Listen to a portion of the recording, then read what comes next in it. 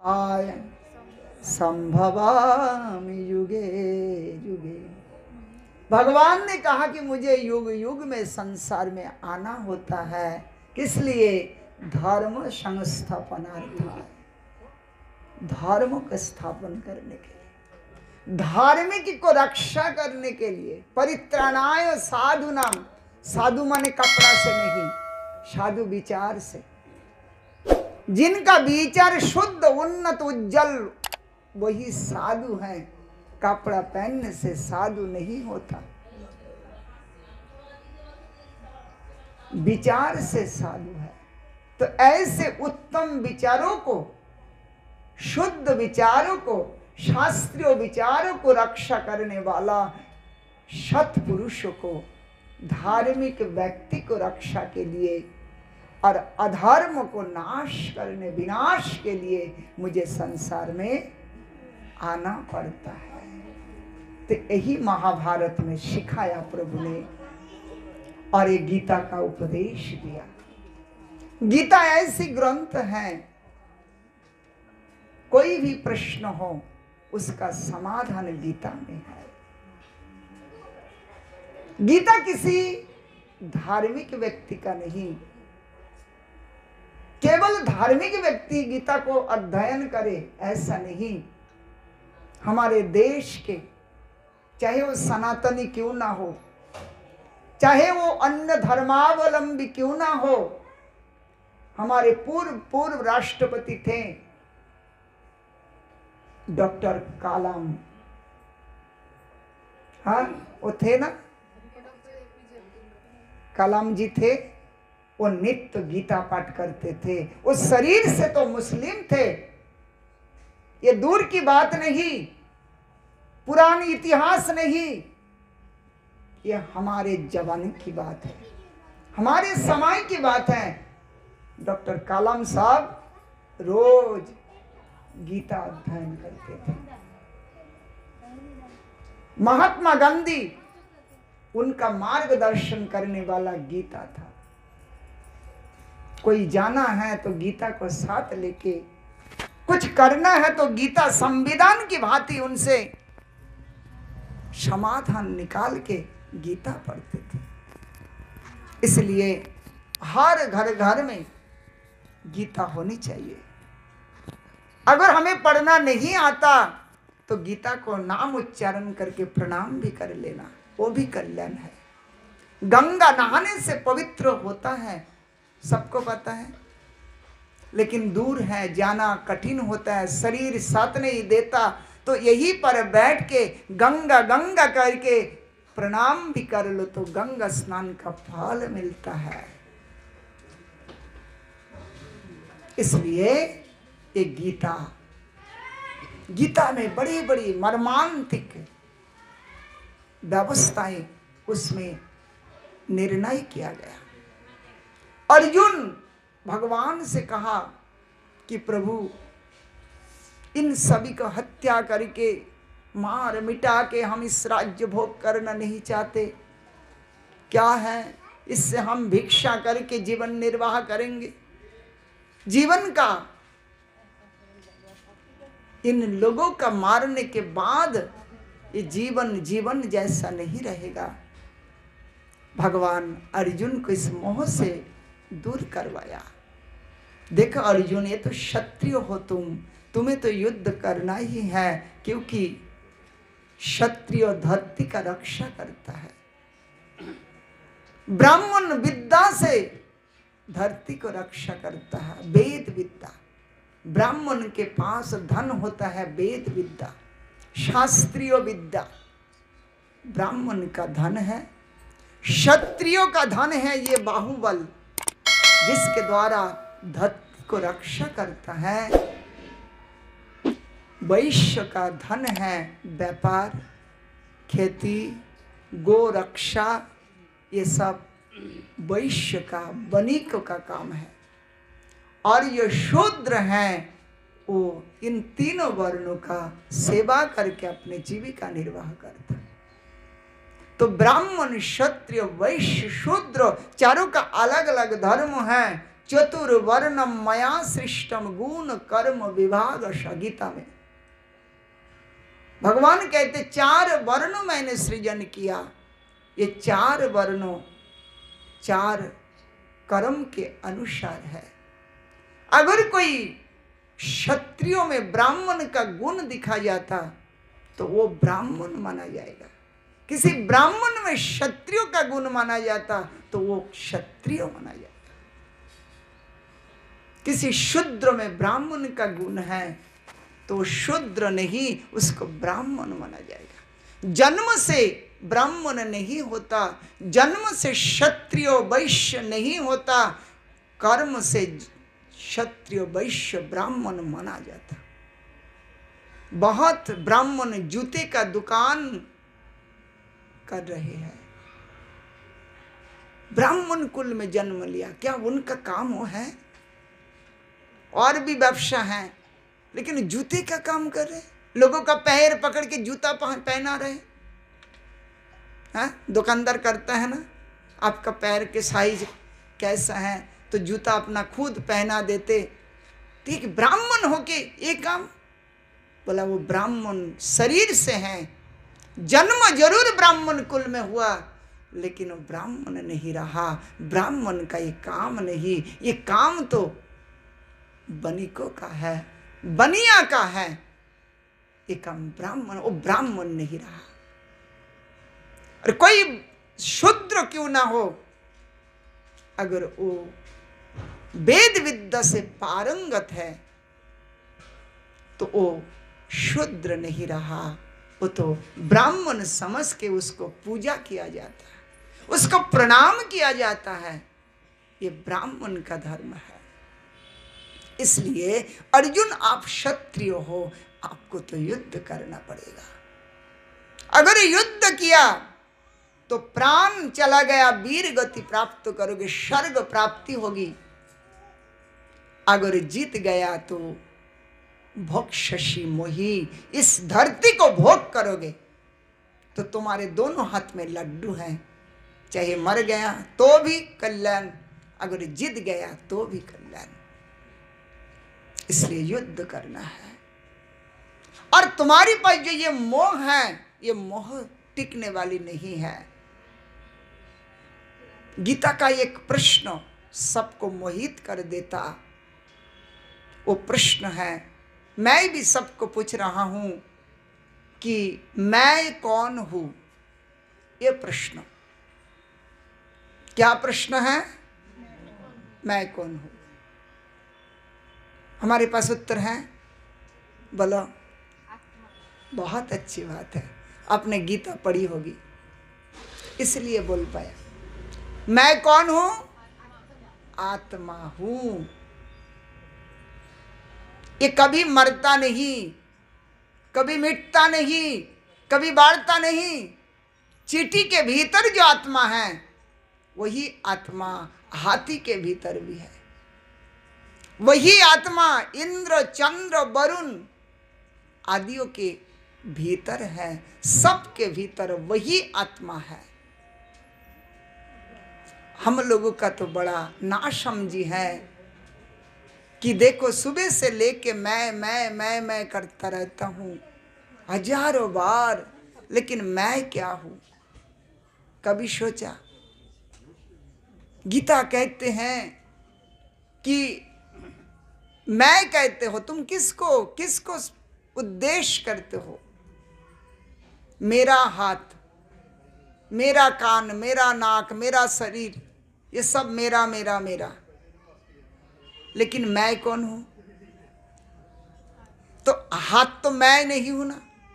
चलते चलते मित्र से मिल गया रास्ता में और आपस में बातें में हमेशा यही सुनाई देता, कैसे हो? हमारा वार्ता विनिमय होता तो हम कहते हैं ना कैसे हैं, तो सतह हमारे पास जवाब आता है मेरी तबीयत ठीक नहीं है। तो उनको कहना था अगर मेरा हाथ, मेरा कान, मैं वो ये सब मेरा मेरा, तो मैं तबीयत ठीक नहीं हूं, ऐसा कभी किसी को बोलते सुना? मेरा तबीयत या मेरी तबीयत, यही तो कहता है। तो मेरा घर, मेरा मकान, मेरा कुछ, तो वो घर आप हैं? घर तो आप नहीं, आपका। कपड़ा आप है, ये मेरा कपड़ा है, तो आप कहाँ है? आप नहीं है। तो शरीर आप कहाँ? शरीर आप नहीं है। ध्यान देना, समझ में आ रहा है ना? शरीर आप कहाँ है? शरीर आप नहीं है। कपड़ा पुराना होने के बाद फेंक देता है, क्योंकि कपड़ा आप नहीं है। आप कहाँ हैं? शरीर खराब हो जाने से, बुढ़ापा आ जाने से शरीर त्याग देते हैं। ये शरीर आप नहीं है। आप कहाँ हैं? पूरी जिंदगी में हमने कितने कपड़ा बदला, याद है किसी को? कभी पुराना कपड़ा को याद करते ही रोता कभी किसी को देखा? तो जिंदगी भर हजारों कपड़ा छोड़ा, बढ़िया से बढ़िया कपड़ा छोड़ा, लेकिन उस कपड़ा के लिए कभी किसी ने पश्चाताप नहीं किया। उसी प्रकार आत्मा मैं हूं, शरीर मेरा है, कपड़ा जैसा। आत्मा नहीं बदलता, जैसे कपड़ा बदलने से मैं नहीं बदलता। दूसरा कपड़ा पहन लिया तो क्या मैं बदल जाता हूं? नहीं बदलता हूं। ऐसे शरीर बदलने से मैं नहीं बदलता। यही तो दिव्य ज्ञान है। हम इस शरीर का सुख को मेरा सुख मानता, शरीर का दुख को मेरा दुख कहता। मैं दुखी हूं, मैं दुखी हूं। याद रखने की बात है, अगर इस संसार के जो जो व्यक्ति या वस्तु को मेरा शब्द से जोड़ोगे ना, वो तुम्हें दुख देगा। मेरा दांत, बुढ़ापा आएगा तो दांत देखो कितना कष्ट देता है, डेंटिस्ट के पास जाना पड़ता है महीना में 3 बार। है, अरे 2 दिन से भोजन नहीं कर पा रहे, क्या हुआ? इतने दांतों में पीड़ा है। तुमने मेरा किया, आपका दांत का पीड़ा तो मुझे नहीं हो रहा ना, तो क्योंकि वो मेरा नहीं कहा, इसी को मेरा कहा तो इसलिए हो रहा है। आंखों को, दांतों को, नाक को, शरीर को, जिसको भी मेरा शब्द से जोड़ोगे ना, वो दुख देगा। अगर इस शब्द को हमारे गोविंद से जोड़ दिया ना, हमारे राधा माधव से जोड़ दिया कि मेरे तो गिरधर गोपाल दूसरो ना कोई, तो पीड़ा नहीं, पीड़ित व्यक्ति को वो अमृत पिलाएगा। वहां पीड़ा नहीं होता, वहां केवल आनंद ही आनंद होता। इसीलिए हमें इस शरीर से परे जाना है। शरीर का सुख मेरा सुख नहीं, शरीर का दुख मेरा दुख नहीं। ये तो कपड़ा का। भगवद गीता में भगवान ने कहा, अर्जुन वशांश जीर्णानि जथा विहाय नवानि गृह्णाति नरो परानि तथा शरीरानि विहाय जीर्णा नन्यानि संजाति नवानि देहि। हे अर्जुन, जैसे वशंसी जीर्णानि यथा विहाय, वशंसी कपड़ा, कपड़ा पुराना होने के बाद जैसे विहाय त्याग देते हैं, नवानि गृह्णाति नरोपरानि, नया कपड़ा नर धारण करता, पुराना छोड़ा नया धारण किया। ऐसे तथा शरीरानि विहाय, ये शरीर आत्मा त्याग देता है जब ये फट जाता, बीमार ग्रस्त हो जाता, बुढ़ापा आ जाता, तो शरीरानि विहाय जीर्णानि अन्यानि संयाति नवानि देहि, नया शरीर को प्राप्त करते हैं। कौन? आत्मा। नैनम छिन्दन्ति शस्त्राणि नैनाम दहति पावकः न चैनम क्लेदन्तो आपो न शशयति मारुतः। ये आत्मा किसी भी स्थिति परिस्थिति में इसका हम मिटा नहीं सकते, ध्वंस नहीं कर सकते। ये अछेद्य, अयम दाज्य, अयम क्लेद, अशस्य एव च। ये जल इसको भिगो नहीं सकता, अग्नि इसको जला नहीं सकता, वायु इसको शुष्क नहीं कर सकता। किसी भी विकार इस आत्मा में नहीं होता। जितने भी विकार हैं इस शरीर में है। आत्मा निकल गया शरीर से तो घंटा 2 घंटा बाद इस शरीर का विकार आ जाता है। हाँ? उसको छूने के बाद भी हम कहते हैं जाओ नहा के आओ, मुद्दा छू के आया है, तो वो अपवित्र हो गया। अब तक तो अपवित्र नहीं था। हमारे बालक को कितना प्यार कर रहे हैं, क्या अपवित्र मानते? कितना पवित्र है। पूत माने पवित्र, इसलिए पुत्र।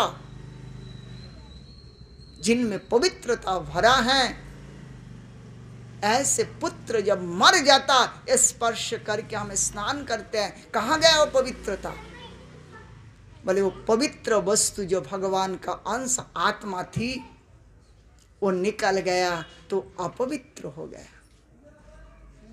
हाँ, अपवित्र हो गया तो पवित्र क्या है? आत्मा। वो पवित्र चीज है।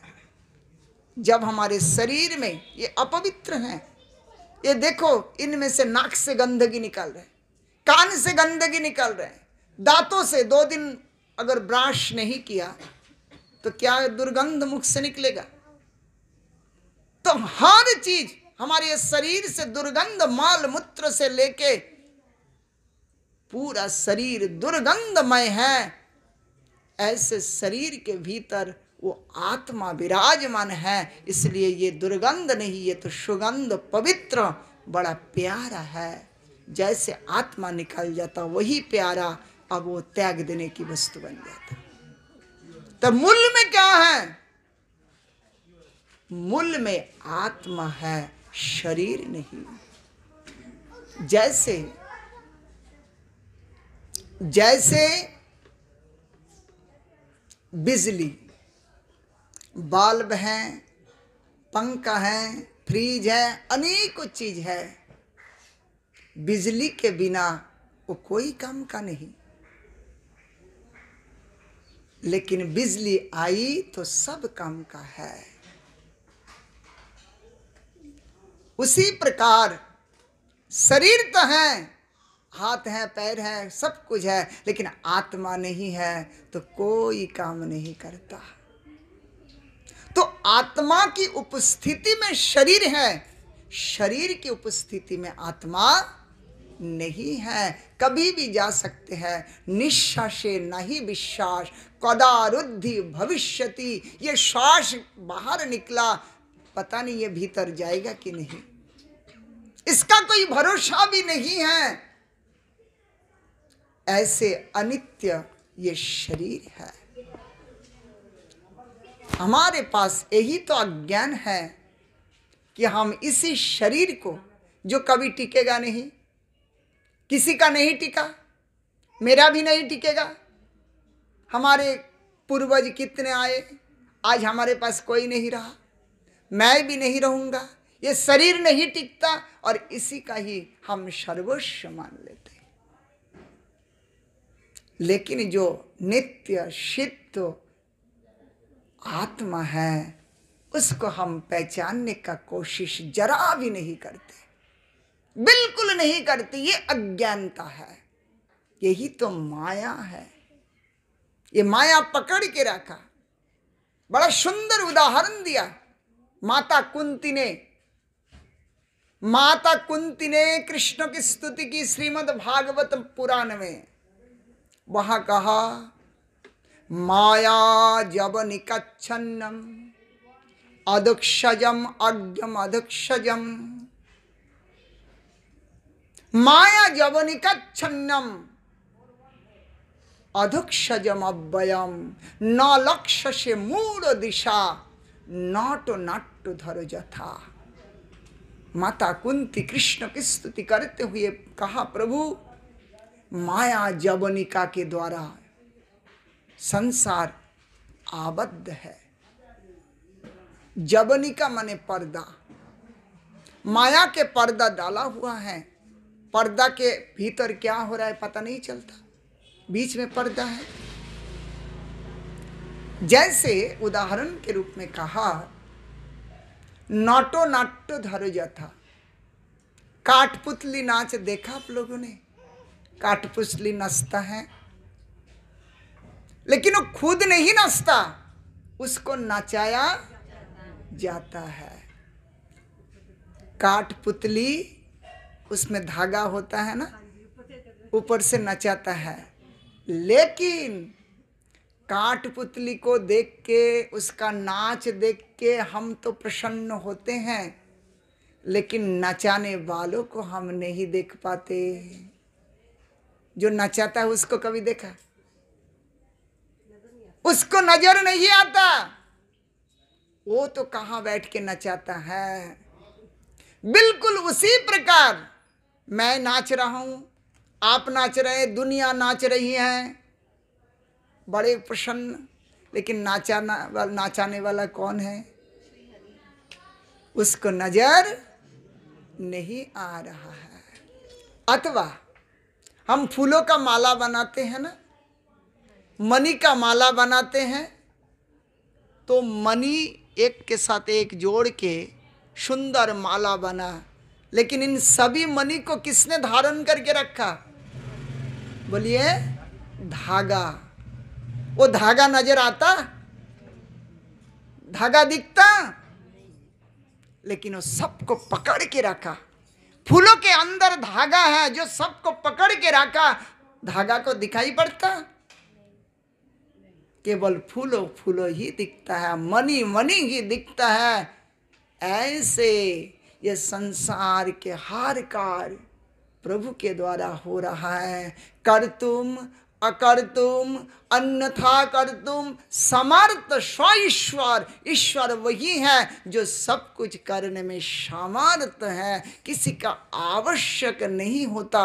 वो हमारे सच्चिदानंद रूपाय विश्वोत्पत्त्यादि हेतवे तापत्रय विनाशाय श्री कृष्णाय वयम नमः। वो सच्चिदानंद स्वरूप है, वो सृष्टि स्थिति प्रलय का कारण है, वो अनादि है, वो अनंत है, वो असीम है, वो अपरंपार है।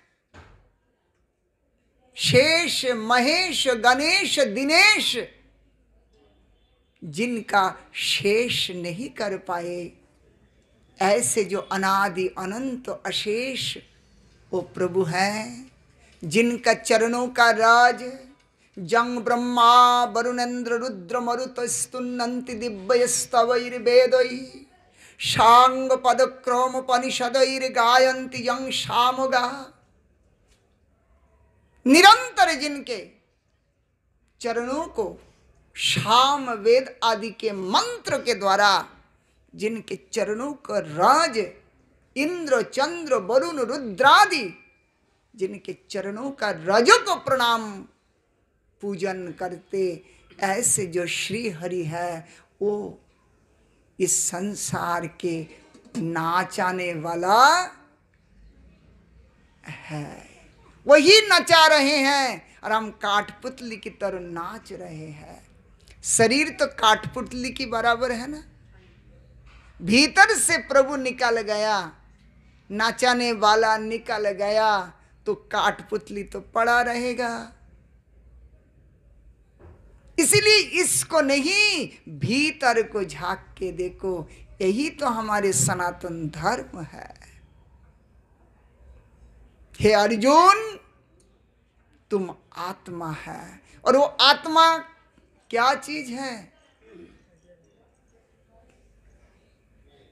डॉक्टरों ने बहुत कुछ देखा। ये जो कोरोना आया ना, उसको भी पकड़ के वो माइक्रोस्कोप में उसका चेहरा दिखाया। फोटो देखा ना, पेपर में दिखता है कोरोना का, जिसका जीवाणु का। तो कितना आपने देखा कभी? जो खाली आंख में नहीं दिखता, लेकिन उसको पकड़ा गया। लेकिन आज तक डॉक्टरों ने छानबीन कर आत्मा को निकाल पाया वो कहाँ है शरीर के भीतर, कितना बड़ा है, कितना उसका चेहरा, कैसे रंग रूप, कभी निकाल पाया? आज तक नहीं पाया। इतना सूक्ष्म है और उसमें इतना प्रबल ताकत है जो हमें शरीर को चला रहे हैं। तो क्या है वो? भगवान गीता में कहा, ममई वंशो जीव के जीव भूत सनातन। ये अर्जुन, वो जो आत्मा है वो चेतन है, बाकी सब अचेतन, ये जड़ है। कोई चेतन नहीं, सब जड़। चेतन क्या है?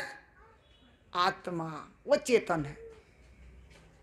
तो वो भीतर है, इसलिए हम हाथ पैर सब हिला रहे हैं, बात कर रहे हैं, देख रहे हैं, जो कुछ कर रहे हैं, भीतर चेतन है।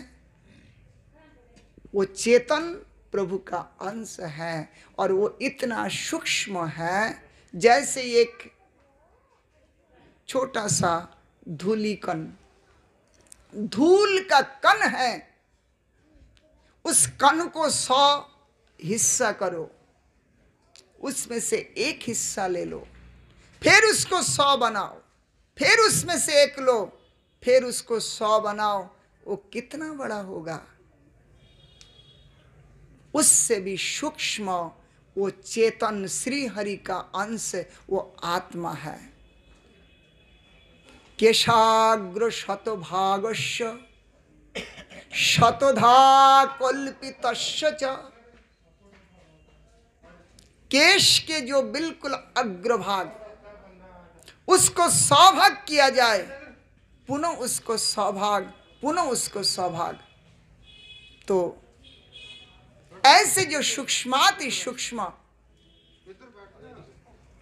सूक्ष्म जो हमारी आत्मा है, वो आत्मा चेतन है। वही आत्मा मैं हूं। ये हमारा दिव्य ज्ञान और उसी आत्मा का प्रसन्नता, आत्मा का भोजन, शरीर का भोजन, संसार के रोटी चावल जो खा रहे हैं, ये शरीर तंदुरुस्त होता है इससे। और आत्मा का भोजन है ये प्रभु का कीर्तन, प्रभु का नाम, प्रभु की कथा, प्रभु की सेवा। ये आत्मा को ताकत देने वाला, समझे? इसको कहते हैं आत्मज्ञान। बड़े बड़े साधक आत्मज्ञान प्राप्त करते हैं, उनके बातों में इतना दम होता है, वो बातों से दुनिया को हिला देते है ना, बातों में। तो उस ताकत कहां से आई? साधन से प्राप्त, आत्मबल से प्राप्त हुआ। तो आत्मबल कहां से आती है? साधन से। साधना करो तो आत्मबल प्राप्त होगा। जैसे आपने रोज नियमित रूप से स्वास्थ्य को रक्षा करते हैं, भोजन करते हैं ना, सुबह दोपहर रात को 3 टाइम भोजन करते हैं, शरीर को चर्चा करते हैं विविध उपाय में स्वस्थ तंदुरुस्त रखने के लिए, लेकिन आत्मा के लिए कभी कुछ नहीं किया। तो आत्मा आपके शरीर में, जीवों के शरीर में आत्मा तो है, लेकिन उसका कोई चेतना वृत्ति नहीं है, उसका कोई सेवा नहीं कर रहे हैं, तो वो अचेतन जैसे पड़ा हुआ है, उसका ज्ञान भी नहीं है। अगर उस आत्मा को हम भोजन देते हैं रोज, तो वो आत्मा भी तंदुरुस्त होते। उस समय वो महात्मा उसी आत्मा के बल पर इस संसार के जीवों को कल्याण करता। तो ये आत्मा सच्चिदानंद स्वरूप श्री हरि का, कृष्ण का अंश है। वो आत्मा आपके भीतर, सबके भीतर है। गोस्वामी जी का जो एक शब्द है, सिया राम मैं सब जग जानी, करो प्रणाम जुड़ी जुग पानी। आपके भीतर श्री हरि, उनके भीतर चींटी के भीतर, कुत्ते के भीतर, जो भी आप देख रहे हैं, सबके भीतर प्रभु विराजमान है। वो कौन है? वो हमारे जुगल सरकार है। तो शरीर नहीं, उन आत्मा को प्रणाम करते हैं। इसलिए हम सब बैठे हैं वो हरि का अंश साथ में लेके। इसलिए आत्मा, और इस आत्मा का जो धर्म है उसको कहते हैं सनातन धर्म। वो है सनातन धर्म। शरीर का धर्म जो है वो भिन्न हो सकता है। मैं हिंदू हूँ, कोई कहता मुस्लिम हूँ, कोई सिख कहता, कोई कुछ। आप कहेंगे मैं स्त्री हूँ, वे कहेंगे मैं युवक पुरुष हूँ। हमारा अलग अलग धर्म बनता है, लेकिन सभी में आत्मा विराजमान है, तो सभी का धर्म एक है। शरीर भिन्न है, लेकिन आत्मा सब में अभिन्न है। कपड़ा का कलर सबका अलग हो सकता, लेकिन सभी कपड़ा धागा से ही बना है, धागा अलग नहीं है। ऐसे शरीर भिन्न है, लेकिन अभिन्न उसमें आत्मा है। इसलिए आत्मा को जानो। गीता वही कहता है, आत्मा के बिना धर्म नहीं होता। धर्म किसको कहे? जो धारण करके रखा। इस शरीर को किसने धारण करके रखा? बोलो। आत्मा ने धारण करके रखा। आत्मा निकल गया तो शरीर सड़ना शुरू हो जाता है घंटा बाद। तो इसको धारण करके रखा ना। तो धर्म उसको कहता है जो इसको धारण करके रखा। श्रीमद् भागवत में कहा है कि सबई पुंसाम परो धर्म यात भक्तिर अधक्षजे अहोइतु किया प्रतिहता यात्मा संप्रसिदति। आत्मा की प्रसन्नता, आत्मा की ताकत, ये भगवान के नाम, उनकी कथा, उनकी सेवा से ही प्राप्त होता है। हाँ, सबई पुंसाम परो धर्म। पुंसाम मतलब पुरुषों के लिए, जीव के लिए। परो धर्म, धर्म नहीं, धर्म से परे, श्रेष्ठ धर्म। परो धर्म माने श्रेष्ठ धर्म। वो क्या है ना? श्री हरि के साथ अपने को जोड़ना। चाहे कथा से जोड़ो, सेवा से जोड़ो, कीर्तन से जोड़ो, कोई भी उपाय से जोड़ने का नाम है परो धर्म। हरि को खूब प्यार करना, ये परम धर्म है। इसलिए आत्मधर्म को ही हमारे सनातन धर्म कहा, आत्मधर्म को ही भागवत धर्म कहा, आत्मधर्म को ही हिंदू धर्म कहा। ये हिंदू धर्म वास्तव में हिंदू नहीं, हम सनातन हैं। कोई भी इस धर्म को ले सकते हैं, जीव मात्र ले सकते हैं। हनुमान जी कौन सा जाति के थे? क्या बोलोगे उसको? हिंदू बोलोगे, मुस्लिम बोलोगे, क्रिश्चियन बोलोगे, बुद्ध को क्या बोलोगे? क्या उसको राम भक्त के नाम से प्रणाम नहीं करोगे? तो पशु कुल में जन्म लिया। हाँ, बड़ा सुंदर प्यार आता है इसके ऊपर। बांदरों ने प्रभु की सेवा की, बांदरों ने प्रभु की सेवा की। किसी मादारी एक बांदर को गले में फंदा लगा के गली गली में घुमा रहा,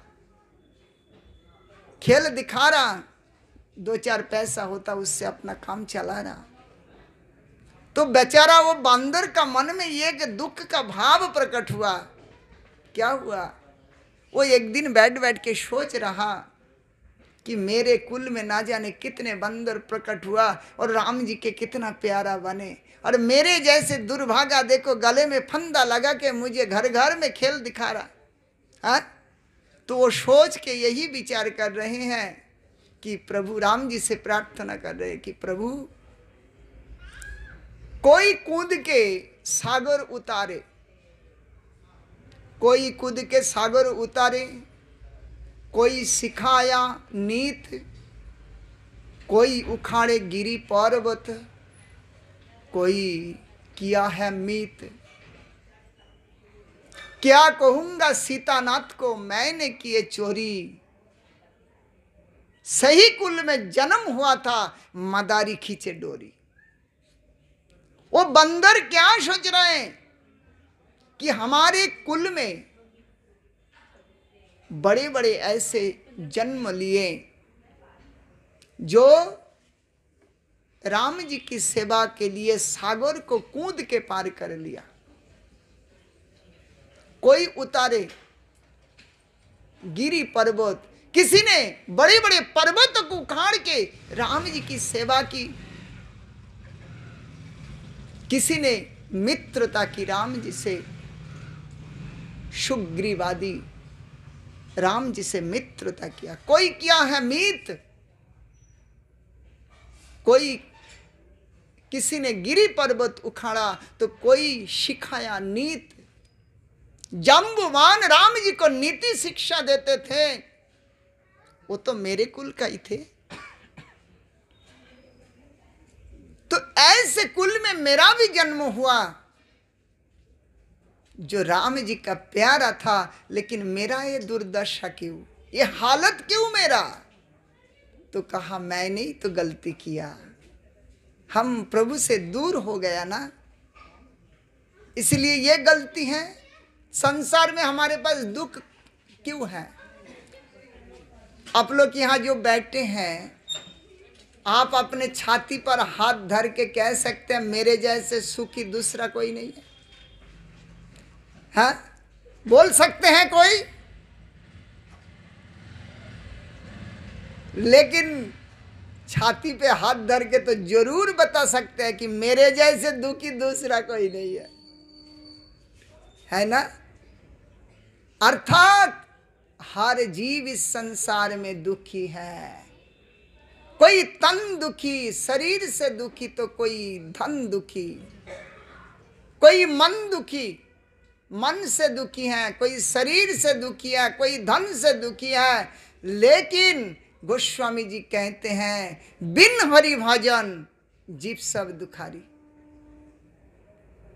एकमात्र हरि भजन के बिना, चाहे वो आरोप खरोब धरती उनके हाथ में क्यों ना हो, वो अपने को सुखी नहीं बना सकते जब तक वो हरि चरणों में अपने को समर्पण नहीं करेंगे।